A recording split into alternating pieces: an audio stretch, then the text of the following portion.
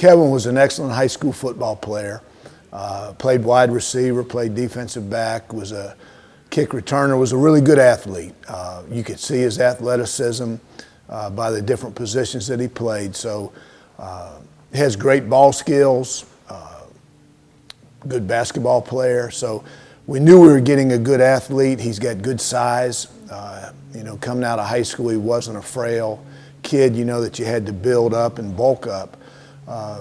So we redshirted him that first year, and then during that year, the redshirt year, you really thought by what you saw on the practice field that he was going to be an outstanding player. So from the 17, back to throw, Taysom Hill over the middle, intercepted. Raiders pick it off. It's Kevin Byard. Byard inside the 15, down to about the 12-yard line. You've talked about him and how he is school, football, parties, girls, video games, none of that. When did you kind of realize about him, and when did you see that playmaker potential in him early in his career? Well, he was a very mature young man when he got here, very focused. His freshman year when we redshirted him, he was probably good enough to play, that he could have helped us, but it wouldn't have been in the role that, that he's in now. Where he wasn't, and I didn't want to waste a year where he was playing, just a limited amount of snaps. But he was good enough to help us his true freshman year. So then that year on the scout team, you got a sense of how focused he was, how driven he was, how goal-oriented he is. So he would stay after practice even then and work on his fundamental techniques of his position. He wasn't a loud, kid, young man, always drawing attention to himself. He was pretty quiet and reserved. So you thought that freshman year, you saw a lot of that. And then as he started playing last year, then you saw his drive, his determination, his work ethic, his study habits and for football. And then it's progressed and carried over to this year also. In high school, we never really watched film. It may be Sunday. He might bring the team up for a little bit to watch film. But, college, when I got here, I really became a student of the game. I spent at least a couple hours every week trying to watch film on the next opponent. Usually, that Sunday we had practice, we'll watch film. But that Monday and Tuesday, I try to come up here on my own time, just sit in my coach's office, watch film, trying to get a head start on the opponent. I know a lot of guys who's great athletes, man. I feel like everybody who plays Division I football has the ability to be great. And it's all about the people who want to take that time just to study your opponent, who is going to get that extra, that put that extra work in, is going to get that advantage in the game. And I feel like, I want it all, man. I want to be the most successful player as I can be. So yeah, I'm going to watch film. I don't ever want to go out on the field not knowing what I'm supposed to do. Back to throw. Raiders don't give him much pressure. Intercepted. Kevin Byard at the 50-yard line. Back to the 40, to the 30. Byard to the 20. Byard to the 10. That's going to be a touchdown. He has done it again. Kevin Byard with another pick six, his fourth of his career. This play right here, we're in the coverage we like to call kick, whereas though we will roll the safeties or the coverage to the weak side of the field. So whereas though the deep corner, he would go deep third, I'm going middle third, and this safety right here, he's going to the thirds right here. And the corner is going to jam the receiver at the bottom of the screen. And basically, I'm just reading off a 3 and 2, the receiver's 3 and 2 to get my pass and run key. Once I got my pass and run key, I opened my hips up and just had my eyes on the quarterback. From the corner of my eye, I seen the receiver breaking in on the dig route, so I kind of trailed him a little bit, waiting, knowing that the quarterback was going to throw the ball.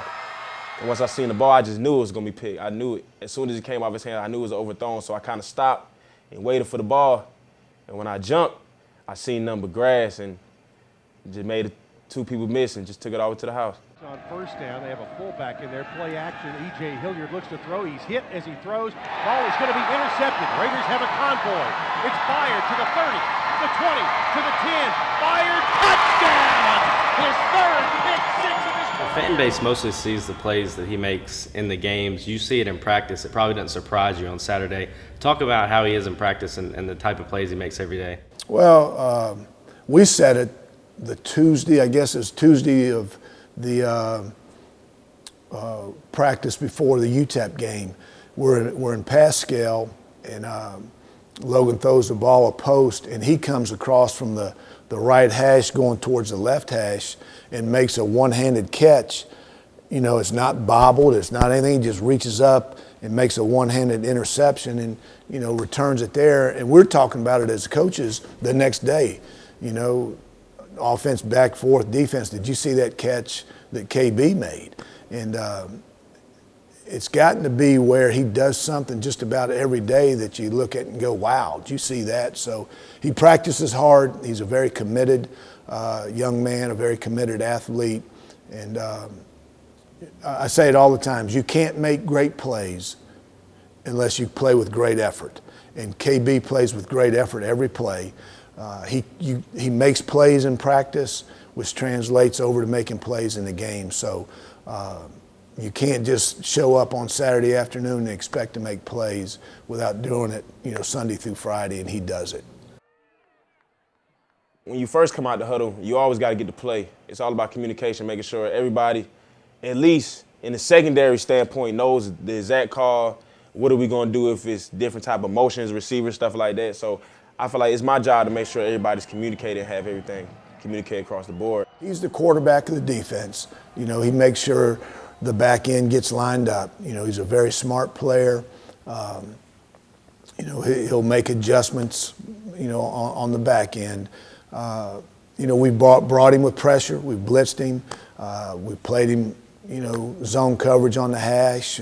He's played man coverage. He's been free. So he's involved in the run game a lot. He's a really good physical tackler. He's a good tackler.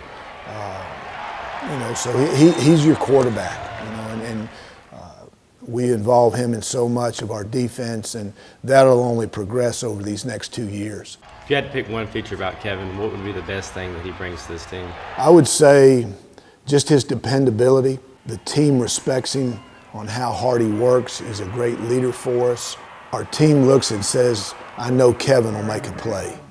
You know, when the games get tight, when it's a tight game there in the fourth quarter, we have tremendous amount of confidence that KB's going to come up with a play, whether it's the interception in overtime against FAU, whether it's an interception return against Southern Miss, whether it's an interception return against Memphis last year. He's just got a knack for making a big-time play in a critical situation. My favorite interception of all time was probably my freshman year when I took the interception back against Troy in the last couple seconds. Trojans lead 21-16. Swings it out. The ball is going to be intercepted. It's Kevin Byard. He gets by one man. Byard still on his feet. He may go. 30, 20. Byard to the 10. Byard touchdown, Middle Tennessee. You know, 2-3 plays later before that, our linebacker Craig Allen, he got hurt. He was basically ended his career. And, you know, everybody just during that timeout break, we all said, we got to make a play for Craig. We got to do something for Craig. And when I came down to intercept the ball, it was almost like a storybook ending to it. It was just crazy, man. I was just blessed. And I say that's probably like my favorite interception. From a work ethic standpoint, I've compared Kevin to Brian Dawkins an awful lot, who I recruited, we had at Clemson. And when Brian got to Clemson, he had tunnel vision. And he was only focused on school and ball. And he worked out. You could go by the practice fields on the weekend and he'd be out there working on his back pedal. He stayed after practice. He was always up in the coach's offices watching film. And that's what KB does. You can go up there, you know, Monday, Tuesday, Wednesday, Thursday, and he's up in one of our offices, you know, watching film on who we're getting ready to play.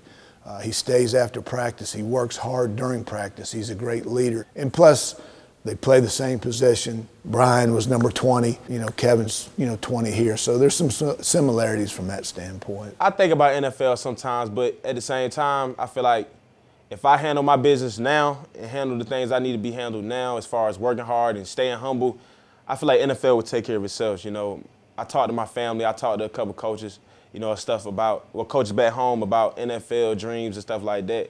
It's all good, and I always wanted to make it NFL when I first got here. But my main thing is coming here, get my education, and I want to be able to take care of my family in the long run. So, you know what I'm saying, football is not always there for me, but it's a great feeling just to be even in the conversation of making it in the NFL. You know, you growing up your whole life dreaming about making it to the NFL, and it's just a great feeling, man. It's a blessing. It's a blessing.